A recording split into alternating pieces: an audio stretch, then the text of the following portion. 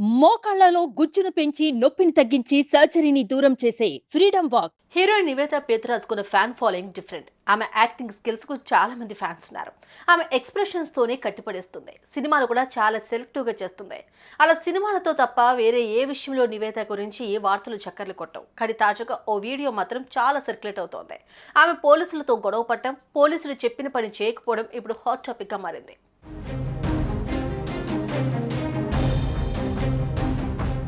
తన acting skills తో తెలుగు ప్రజలకు దగ్గరైన నివేద ఎలాంటి రూమర్స్ కు తావివ్వకుండా కెరీర్ లో దూసుకుపోతోంది.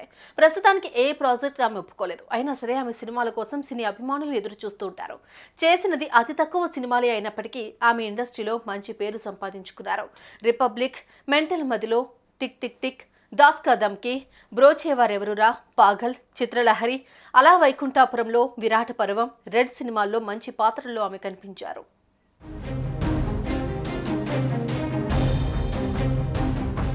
ఇదిలా ఉంటే ఎప్పుడు కూడా మీడియా కంటికి చిక్కని నివేదకు సంబంధించిన వీడియో ఇప్పుడు వైరల్ అవుతోంది. ఆమె ఓ పోలీసుతో వాగ్వాదానికి దిగారు.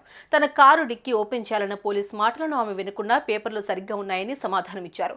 డిక్కీ మాత్రం ఓపెన్ చేయనని, ఇది పరువుకు సంబంధించిన విషయం అన్నారు. అంతేకాకుండా వీడియో రికార్డ్ చేయకండి అంటూ సీరియస్ అయ్యారు.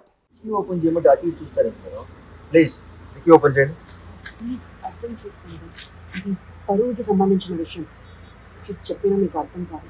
I can't open the trunk, sir. Madam please dicky open చేసి మా పని మేము చేసుకుంటాం. Why are you recording? Huh? Why are you guys recording? ఈ వీడియో కాస్త ఇప్పుడు నెట్టింటి హల్చల్ చేస్తోంది. నివేద పేతురాజ్ నిజంగానే పోలీసులతో గొడవ పడ్డారా, లేక సినిమా ప్రమోషన్ లో భాగంగా ఆమె ఇలా ప్రవర్తించారా అనేది ప్రశ్నగా మారింది.